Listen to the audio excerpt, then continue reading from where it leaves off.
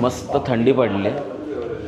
बाहेर बघत असाल किंवा आत्ता तुम्ही घड्याळालाही पाहिलं असेल, रात्रीचे जवळपास 2:12 झाले आणि आम्ही काय करतोय तर आम्ही आज एक वेगळाच ब्लॉग तुम्हाला दाखवतो. कोणता ब्लॉग, कसा ब्लॉग हे मी तुम्हाला सांगतो.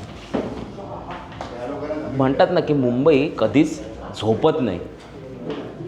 आज त्याचं एक तुम्हाला एक एक्झाम्पल सेट करतो की 2 वाजलेत ऑलमोस्ट आणि इथे एका नाटकाची रंगीत तालीम सुरू आहे.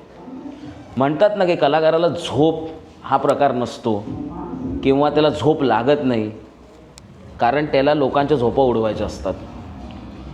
ह्याचंच आज आपण एक ग्रँड रिहर्सल बघतोय, रिदम ऑन फायर याची. चला तर मग, रात्री झोप जरी आली तरी झोप उडवायला आम्ही आहोत. फक्त मागे या. आज रात्र सकाळमध्ये करू या. रिदम ऑन फायर ह्या नाटकामध्ये काय आहे, हे नाटक कशा रिलेटेड आहे, हे आपण जरा पुढच्या ब्लॉगमध्ये नीट समजून घेऊयात. पण आधी पहिलं समजून घेऊयात ही रंगीत तालीम होते कशी. तर सुरुवात आपण करूयात त्यांच्या कपडेपटापासून. चला या झगमगत्या दुनियेची झगमगाट बघूयात. या.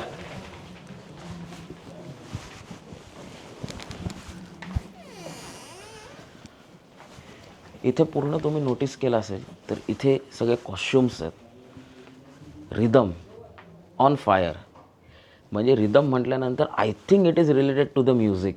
म्युझिक आहे म्हणजे तिकडे एक नक्कीच नाच, एक डान्स फॉर्म असेल किंवा लाईव्ह म्युझिक असेल, काही असेल. पण त्यांचं विश्व, झगमगाटी विश्व म्हणजे हे कपडेपट. आपण आत्तापर्यंत सखारामचा कपडेपट पाहिला. 2:22 गोष्ट तिच्या घटस्फोटाची. याचा आपण ॲक्च्युली कपडेपट पाहिलं की ते कसं असतं, कशा पद्धतीनं असतं. पण रिदम ऑन फायरचा पूर्ण कपडेपट हा खूप वेगळा दिसतो आहे. तो काय वेगळा आहे, कसा वेगळा आहे ते ऑफकोर्स आपण नेक्स्ट ब्लॉगमध्ये बघूयातच. पण आता हळूहळू आपण वळूयात या नाटकाच्या रंगीत तालमीकडे. इथे आपण कोणाचे बाईट्स घेऊ नाही घेऊ माहिती नाही, कारण प्रत्येकजण इकडे चांगली कलाकृती करण्याच्या मागे आहे. त्यामुळे जराही वेळ न दवडता आपण स्टेजकडे जाऊयात. या. आता थोडासा माझा चेहरा तुम्हाला दिसणार नाही, कारण माझा चेहरा दिसण्यापेक्षा एक कलाकृती सादर करण्यासाठी किती तंत्रज्ञ, किती कलाकार पडद्या पाठीमागचे आणि पडद्या पुढचे प्रयत्न करतात आणि चांगली कलाकृती लोकांपर्यंत कशी पोहोचवतात हे आज आपण बघूयात. या मागे रिलेटेड आपण आता आहे ना, सगळ्यांनी ऐका, आपण आता प्रत्येक गाणं आहे ना थांबून करणार आहोत. त्याच्यामुळे आपण एक एक गाणं करत जाऊयात फटाफट. ह्याच्यामध्ये आता होते ती म्हणजे एक टेक्निकल, तांत्रिक दृष्टिकोनातनं एक रंगीत तालीम होणार. म्हणजे काय होणार सना की ह्या ज्या आर्टिस्ट आता परफॉर्म करतात, ठीक आहे, ह्या आर्टिस्ट ज्या आता परफॉर्म करणार आहेत त्यांना कसं परफॉर्म करायचं, कशा पद्धतीनं करायचं आहे, जेणेकरून एक चांगली कलाकृती लोकांसमोर येईल. त्यांची कोणताही आर्टिस्ट कोणत्याही प्रकारचा गोंधळ त्याच्या मनात राहणार नाही जेव्हा तो परफॉर्मन्स करत असेल. ह्याच्यासाठीच असते ती खरी रंगीत तालीम. कर्टन आहे, आता कर्टन दिलेला आहे, ब्लॅकआउट आहे. आणि आता थर्ड बेल द्या. थर्ड बेल झाली.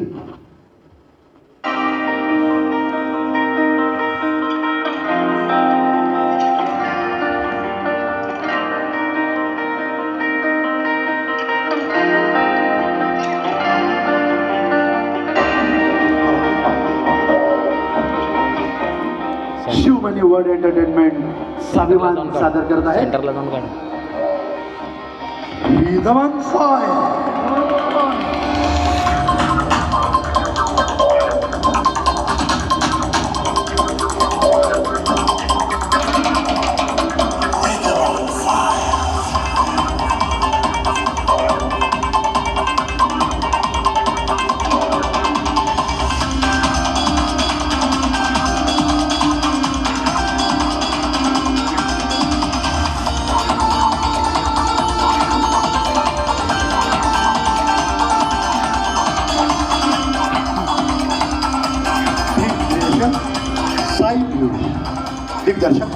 प्रशांत विचारे. नृत्य दिग्दर्शक विश्वास नाटेकर, मयूर वैद्य.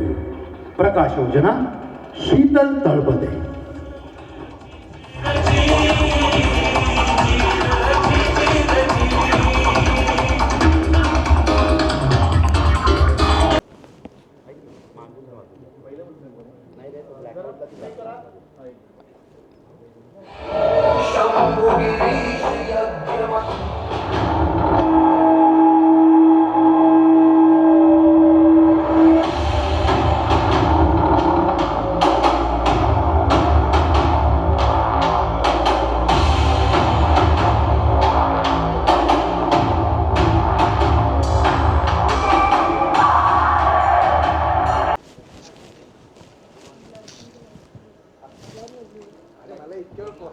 हां.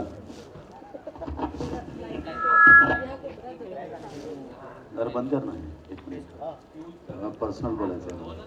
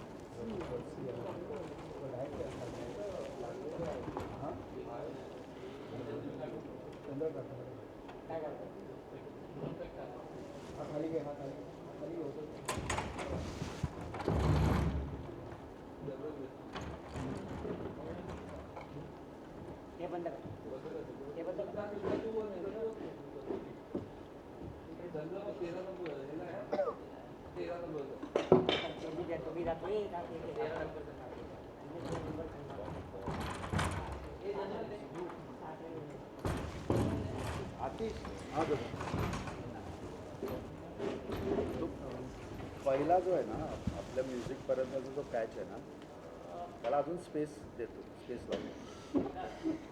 मी साध बोलतो स्पेस देतो. कुठलं होतं ते मगाशी बोलतो तू सांग. अवधी भवती रात किडा है किद किद करती निर्व शांतता अवधी भवती रात किडा है किद किद करती भिर भिर उडती वर मागोया धडधड होते मनी उगवल. या रंगीत तालमीमध्ये आपण 2 डान्स पाहिले. तर जे आपण डान्स पाहिलेत ते कोरिओग्राफ केलेत मयूर सरांनी. मयूर सर सांगा की तुमच्या दृष्टिकोनातनं रिदम ऑन फायर काय आहे? नावातच सगळं आहे, कारण रिदम आहे आणि ह्या 3 फायरसारख्या मुली आहेत ह्या कार्यक्रमात आणि त्याच्यात अजून एक ठिणगे लावणार म्हणजे मनोज टाकणे. त्याच्यामुळे ते सगळं जे कोलाज झालं ते अप्रतिम झालेलं आहे. अदरवाईज आपण एरवी कार्यक्रमात बघतो त्याच्यात इव्हेंट्समध्ये एक मुलगी नाचते आणि तिच्या मागे 20, 25, 30, 40 मुली नाचतात.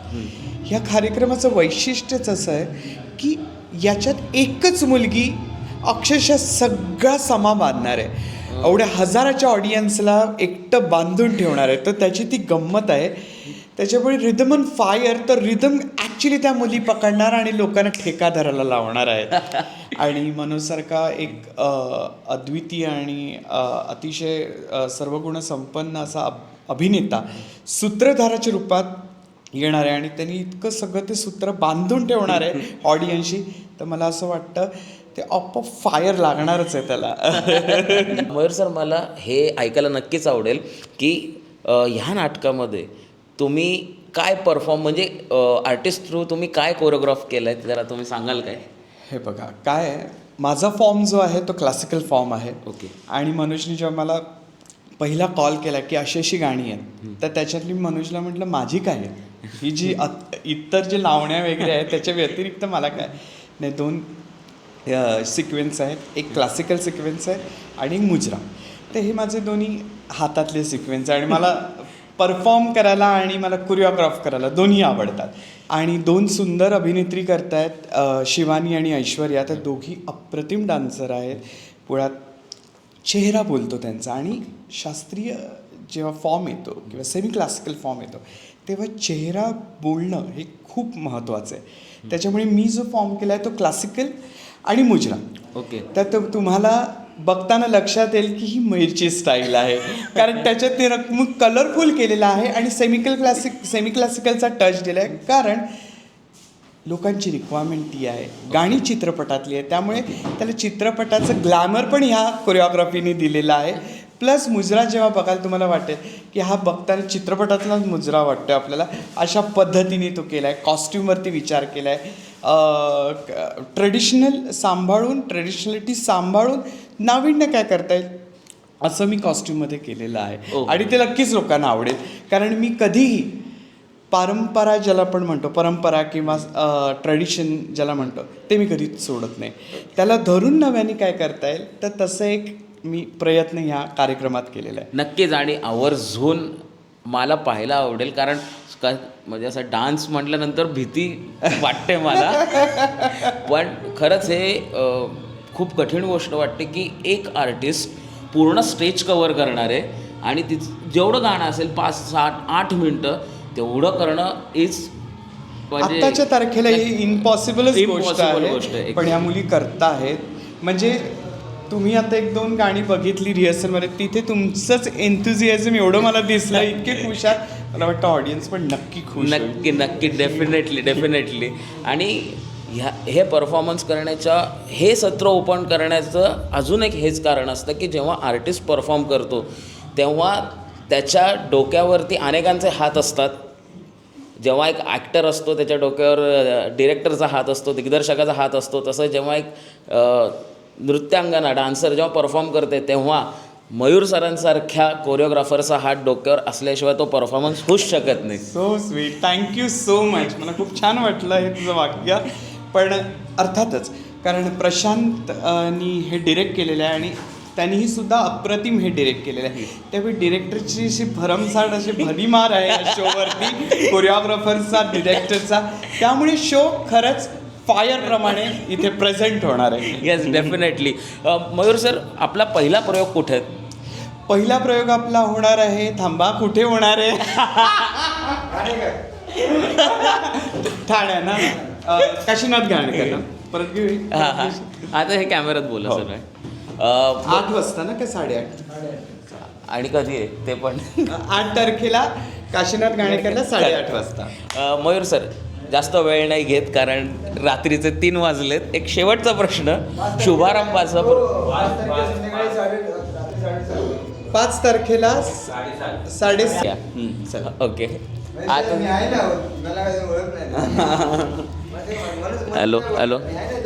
हॅलो हां, रेडी? येस.